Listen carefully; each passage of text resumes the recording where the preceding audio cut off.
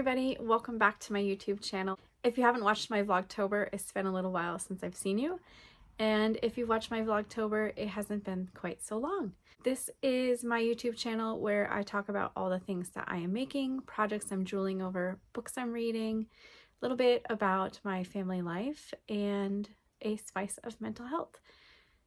I just want to say, if you're new here, thank you for checking my channel out, and I really appreciate it. If you don't mind sharing, or subscribing, it really helps my channel grow. And if you're a returning viewer, thank you so much for your love and support. I really appreciate it. So grab your favorite beverage.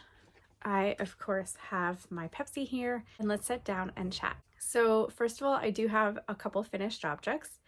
I took vacation in October, like the week of Halloween, so the very last week of October, and I was able to do a lot of knitting. My first finished object is a pair of socks that you've been seeing for a while. This is the Lynn socks. I don't know if I showed it in my last podcast. I think I finished it in October, but I can't really remember. So it's this really cute pair of socks by Dawn Henderson. And it's got this really, really neat scallop shell cuff here. And it is a twisted rib for the foot of the sock. So I've got a pair completed, and I have put them aside in this bag. The really neat thing about this, besides learning how to do the scallop shell, was that you knit the pair of socks on a size 2, I think it is, and I usually knit on a 1 to 1.5, depending on what I'm making. So the whole time I thought these socks were going to be giant, but they're not. I think it's just because you're doing the ribbing, and so they don't want it to be too tight.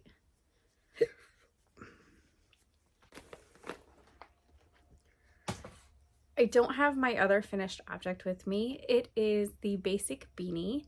It is a pattern by Tin Can Knits, and it is this really simple 2x2 rib, rib hat. I made it for my husband, Chris. I make him a hat every year for his birthday, and this year I got to finish it super early. It is made with Knit Picks black, and I will put a picture of it here of him modeling it. He makes some goofy faces. I can't remember if he was serious or not in the photos, but I'll put a couple photos here. It was a really quick, easy knit, pretty mindless. I rarely had to look at the knitting while I was making it, which made it very potato chippy. I do have 4 whips right now that I'd like to show you.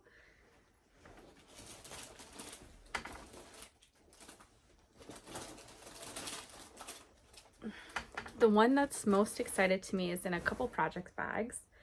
This is actually a bag from Vermont Destination Imagination. Destination Imagination is an after-school program that I manage at our school, and it is a worldwide program where students work on science, technology, engineering, math, and theater, and they propose a couple of problems. You get to choose which one you're going to solve, and you solve the problem and then present your final product in a theater format of a play and or a skit, and it's super fun. So I got this bag last year or the year before, and the reason it's in this bag is because I have so much yarn to go with this project. The main current part of the project is in this really cute fall bag. This bag is by Adornit, and it was part of, let's see if I can show you, part of the Pigskin Party exclusive colorways, or not colorways, exclusive merchandise. This is the Baking Doodle Cowl by Pacific Knit Co., and she designs what she calls doodles, and they come in sets of a theme. And in the set you have 24 motifs that you can pick and choose how you want to make your project. She started with cowls. There's a single-sided cowl, there's an infinity cowl, and she's also now come out with mittens and socks, and you can kind of take the motifs and turn it into whatever else you want. So you can add it to your other projects, you can keep it in your doodle project, but it's super fun. It's like a choose your own adventure. So I'm making a single-sided cowl, and I got to choose my motifs and I put them together in the order that I wanted to do them. So I have just started my third motif. It's a little bit tangly here. So I have my cake on a platter with some icing, and then I have what I tried to make for bread.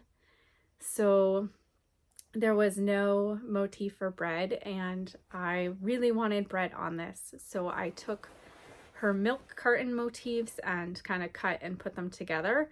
I don't quite like the way it turned out. I mean, I think if you use your imagination and you kind of understand the theme, you can put it together as a homemade loaf of bread, or not loaf, but like a circular loaf of bread. Apparently I can't say it without saying loaf. A circular handmade bread. But it was really fun to kind of try to make it myself. And I have just started, you won't really be able to tell what it is, the stand mixer. And I am making this with, oh, what color is that? It's a purple and I can't remember the color. So I will put that down below, and I am almost done with my first skein. And then I'm making it out of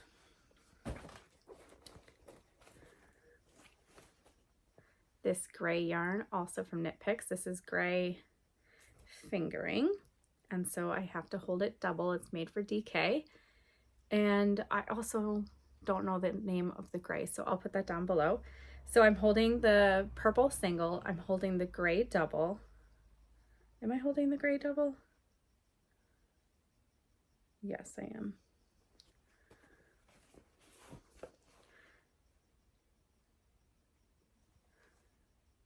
And then I've got this brown fingering, and I'll have to put the name down below. I'm so sorry. I've got ball bands like shoved in different project bags, and they tend to land on me beside the couch, and then whatever project bag is near, I just shove them in there. It's really bad. Not very helpful. So I've got this brown, it's also fingering weight, and I'm holding this double.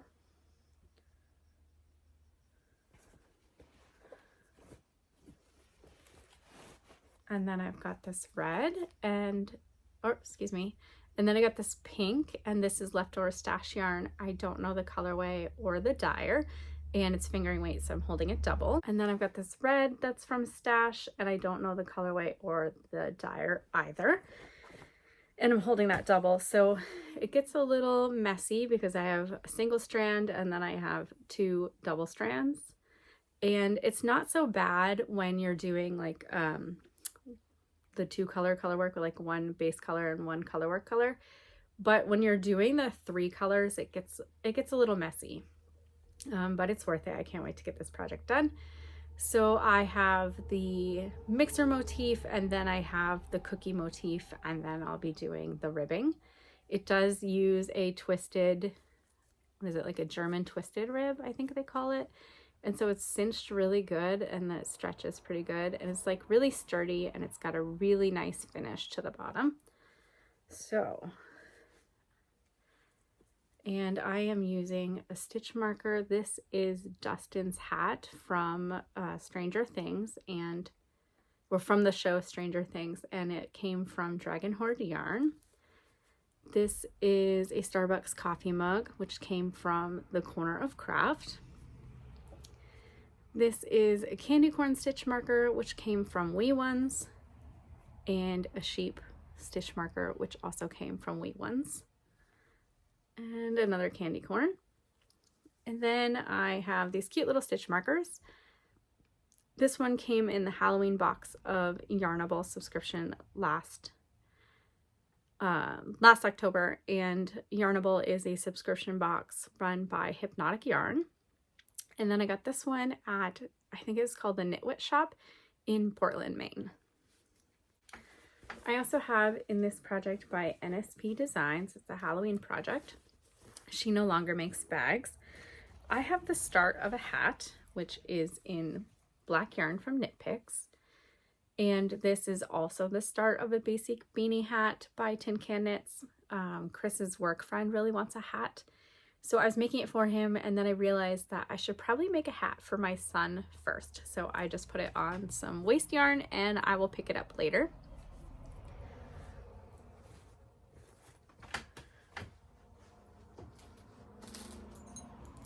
And then I just transferred this project to a Christmas project bag to try to encourage me to want to work on it more. This is a really cute bag that I got in my Adore Knits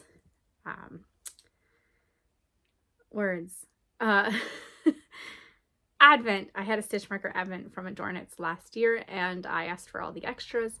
So I got a little extra every day, a little extra surprise, and then at the end of the month, you got this really cute project bag and a skein of yarn. And so you've seen this for quite some time. This is a vanilla pair of socks. This is a gift knit, and it was kind of weird. I started it with a different yarn and I was running out, so I had to restart this pair of sock. And I think I was almost at the toe when I ripped it out. So this is in the colorway Pennies from Heaven. This is a colorway that you've probably seen for a while because it's in my Campside Cardi. And it's just really, really cute. It's got this really nice blue and then like pops of green. So it is a hoe. One sock is done. And the other sock, I am in the middle of the gusset stitches. This one, the second sock is flying further along, and I don't know if it's because I'm getting in the spirit of the holidays and want to get things off my needles for Advent season, or if it's because I put some really cute stitch markers on it. And the Love and Stitches membership is doing a whip wrap-up where you choose 3 whips that you're just gonna try to power through before the holiday or before December, so that you have your needles ready for Advent season. So I have really cute sheep from Ewan's, a llama from Ewan's. I know I'm saying it wrong. Ewan's. I have a hard time saying that word. And then I've got this really cute anatomically correct heart. Let's see if I can get you a really good picture of it. That's the back. And that's the front. Super, super cute. So hoping to finish this soon-ish. It is a bigger size sock than I'm used to knitting, so it is going to take a little bit longer than what I'm used to, but I'm hoping that it will just fly as soon as I'm done with the gusset stitches.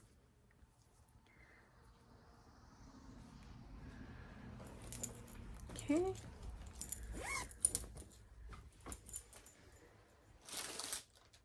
And then I've got in this bag from NSP Designs. This is a cute Halloween bag that I got several years ago. I have another basic beanie hat, and this one is for my youngest Weston. So I've got really, really far, and I'm actually just started the decreases. And it is in this really beautiful yarn. It's showing up a little more red on the camera, but it's more of a burgundy in person.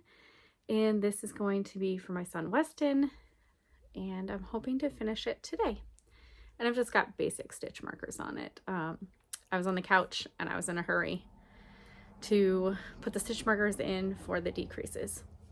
I do, however, have this really cute pumpkin spice cup that I got from Dragon Horde Yarn several years ago. She released a sock pattern that was like pumpkin spice latte inspired. It was a colorwork sock. It was my first colorwork sock, and it was too small. It doesn't fit me because I knew nothing about colorwork, especially colorwork socks. And I also did this really stupid thing where I thought, this is so dumb. I was very new knitter at the time, and I had only knit a few pairs of socks, and I never knit colorwork, and they were too tight, and I really wanted to wear the pair of socks, so I cut the floats. Needless to say, my sock is not doing well, and I wore them for a day. But she did a collaboration, and some other maker made the pumpkin spice latte cup. So hopefully that'll be done today, and then I'll have 2 finished objects. Or 3 finished objects. My last whip is in this giant bag that I got from the Lopsided Crafter. I did a summer sock kit with her, and I got like 4 sock sets and this really cute bag.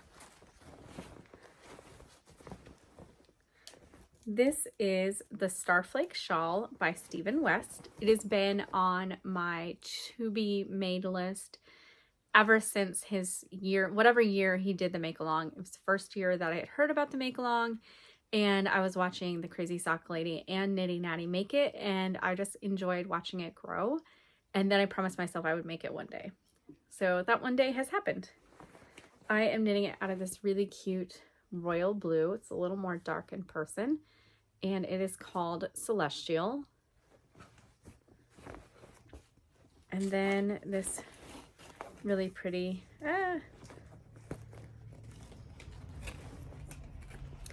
really pretty sky blue, and it is called Sky.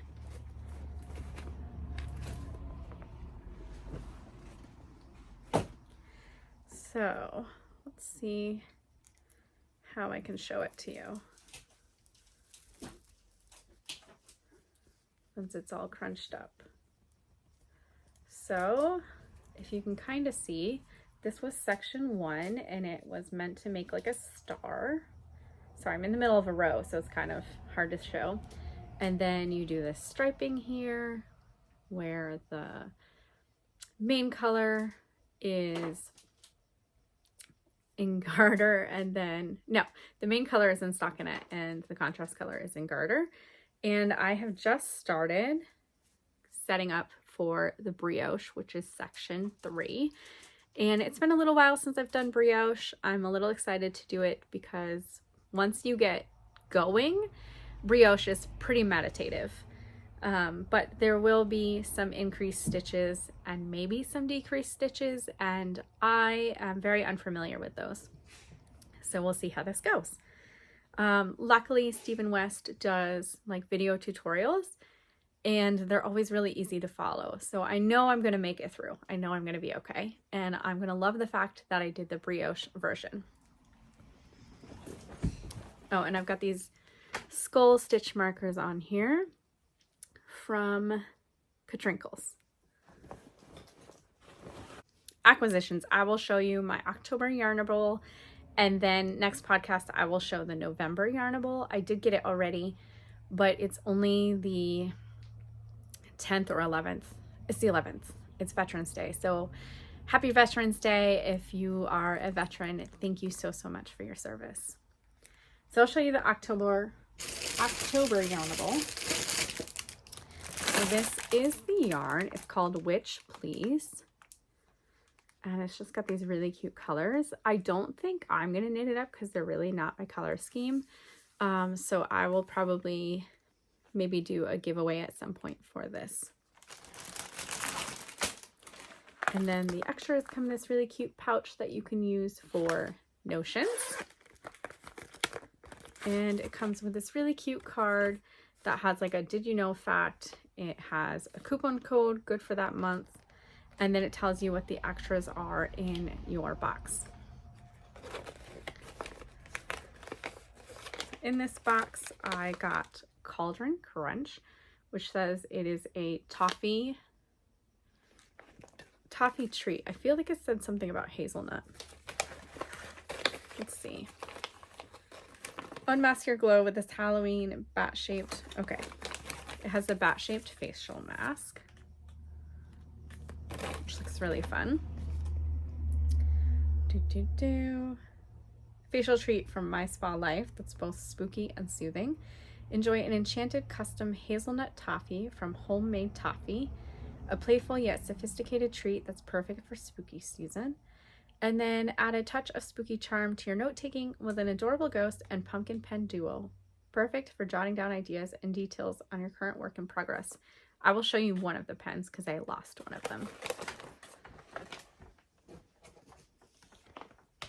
Look how cute that is.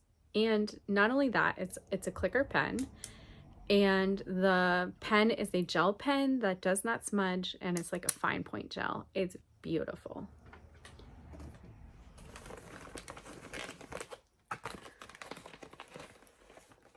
So I will give away the yarn from my October Yarnable, so the Witch Please that I just showed. And all you have to do to enter is comment down below what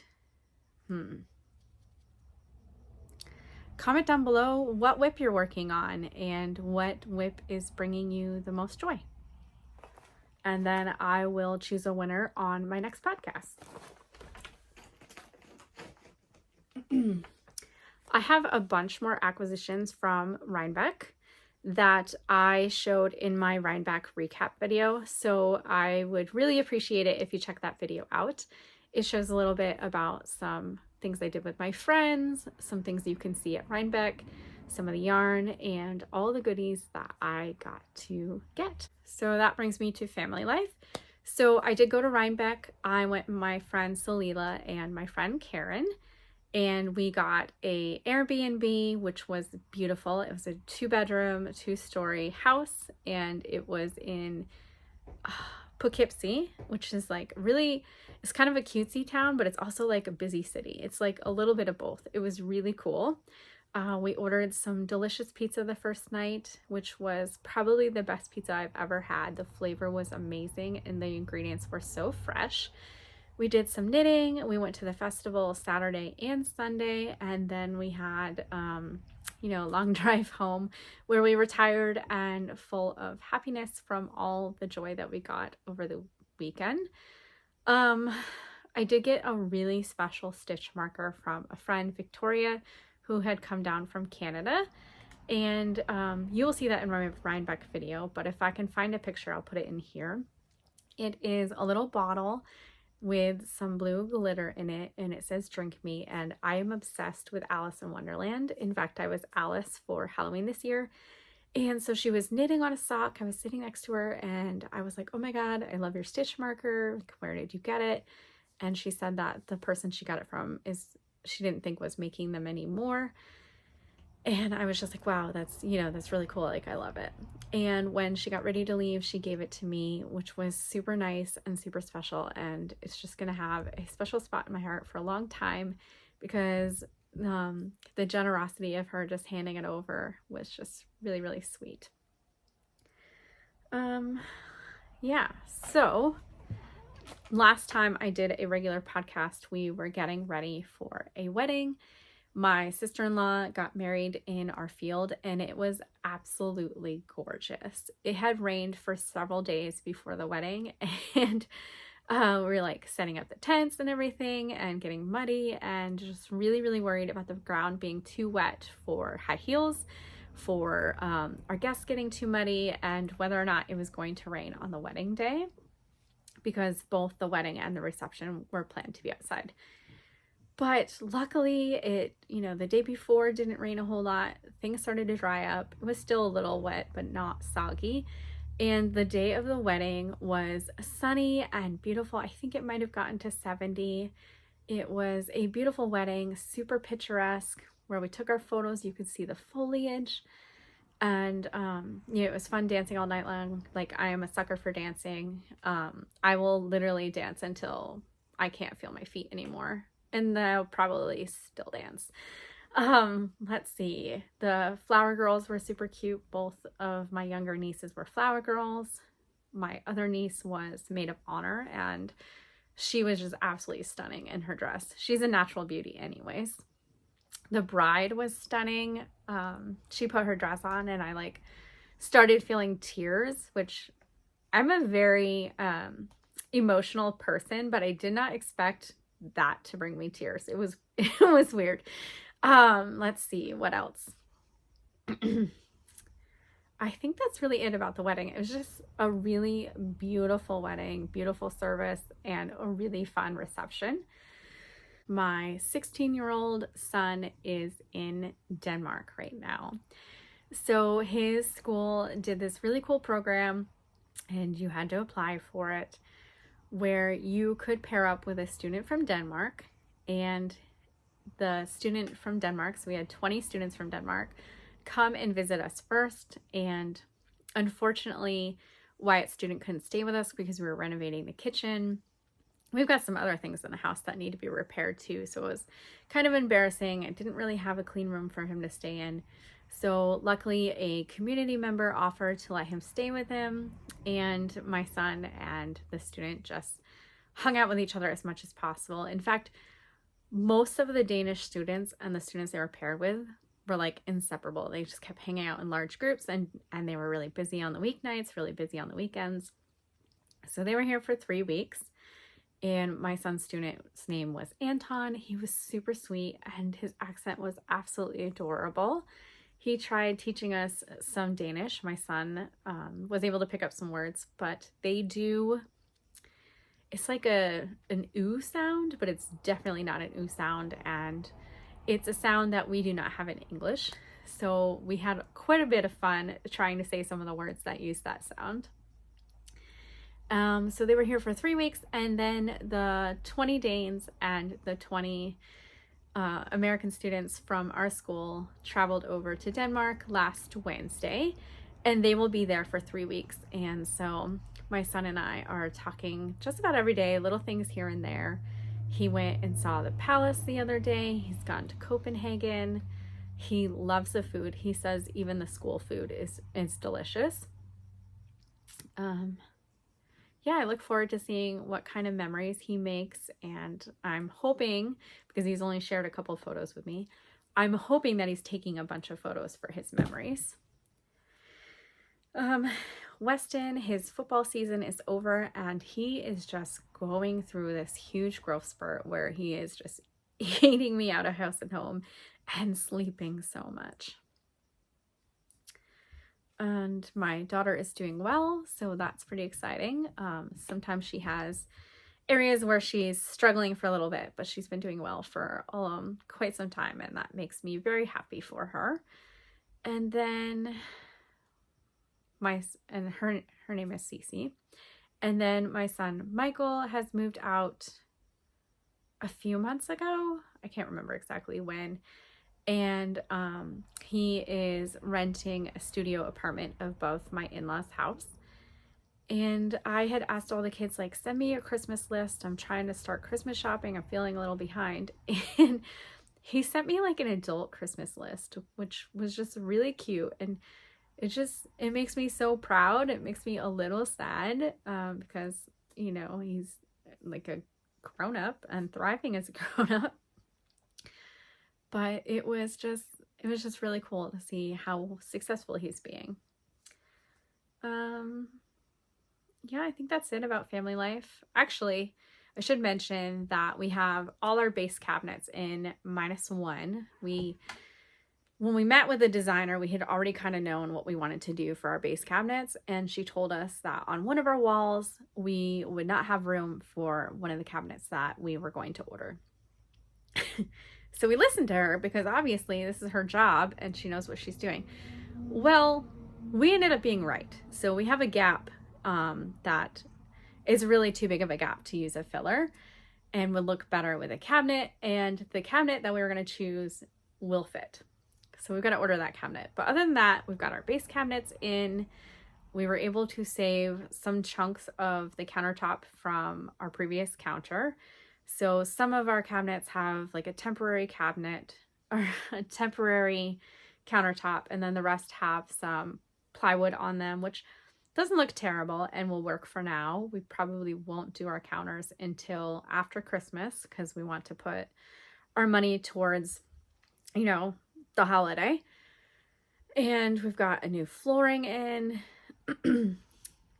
Our pantry, which I really loved the pantry we had before. It was really tall and just fit so many things and took up there's like one wall between 2 windows, and it took up that space, and it just looked completely beautiful. And when we met with the designer, she said that our dimensions didn't make sense and that they don't make a pantry like that. So she was trying to show us 2 different like kind of tall and skinny pantries and how we could take a wall pantry and put it on top. And I was just like, yeah, I don't know about that. And the tall skinny pantries were $1,000 each. So this would have been like a $2,200 pantry. And I was like, no, I'm not doing that. So my mother-in-law had seen this do-it-yourself like vlog on YouTube where this couple made their own pantry out of wall cabinets, just kind of stacking them together. So that is what we have decided to do. We have decided that we have kind of a taller wall cabinet and then kind of a like normal medium-sized wall cabinet. And we've got 2 of each, and we're going to stack them together. And that's going to be our pantry. And we saved so much money compared to what her estimate was. That's pretty exciting. And then after Christmas, we'll slowly put the upper cabinets in. Our upper cabinets are not broken. Our lower cabinets were. So it's not really an eyesore. It doesn't match, but it's not an eyesore. So that's pretty exciting. And farm life, really nothing's going on. We had to order a turkey from a different farm, which was kind of sad because we have a turkey. However, said turkey should have been eaten like 2 years ago, not the previous year, but the year before. And so she's just like this fat farm pet who will never be eaten. And then, you know, we're talking about getting some pigs in the spring. So that's exciting. We do that every now and again. We haven't had pigs in a really long time. So that would kind of be fun. Yeah, that's about it. Caught you up on what's going on around me. So that brings me to the books that I'm reading. I am still reading A River Enchanted by Rebecca Yarrows. Nothing wrong with this book, but I've definitely lost steam and don't seem to want to pick it up. So I'm hoping that'll change that. My sister read it and, you know, said that she loved it so much that makes her want to write. So I got to finish it. I got to know why she feels that way. And then I'm reading The Lost Bookshop. This is kind of a funny coincidence that my sister and I are sending each other a book a month with a theme. It's a TikTok trend that we saw. And the theme was something about a bookstore or bookshop or something like that. And we sent each other the same exact book. So this is The Lost Bookshop by Evie Woods. I have read just 1 chapter, so I don't really have a feel about the book. But it says, on a quiet street in Dublin, a lost bookshop is waiting to be found. For too long, Opaline, Martha, and Henry have been the side characters in their own lives. But when a vanishing bookshop casts its spell, these 3 unsuspecting strangers will discover that their own stories are every bit as extraordinary as the ones found in the pages of their beloved books. By unlocking the secrets of the shelves, they find themselves transported to a world of wonder where nothing is as it seems. I'm very intrigued and looking forward to this. I'm also listening on Audible, the book club pick for the Love and Stitches membership. It is The Logger Queen of Minnesota, and I will write the author down below. I don't know exactly what chapter I'm on, but I am really enjoying it. I listened to it while I was doing some house cleaning. I listened to it while I was doing some deeper house projects. I'm listening it on the way to my work, whenever I'm driving. It's a really good book so far, and I'm really curious to see where it goes. So this brings me to my favorite segment of my channel, and it is a spice of mental health. I'm a huge advocate for mental health and self-care, and I think it's just so important to take care of ourselves.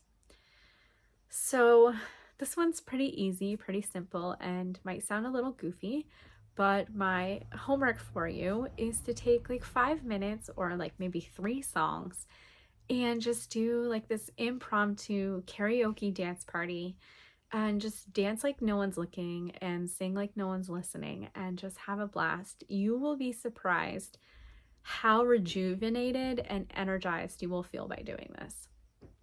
And it's so important with the holidays approaching to really take time to take breaks and fill our cups and kind of like fuel up, like we're stocking up for a long journey. So we really got to make sure that our battery is supercharged. Thank you, Callie.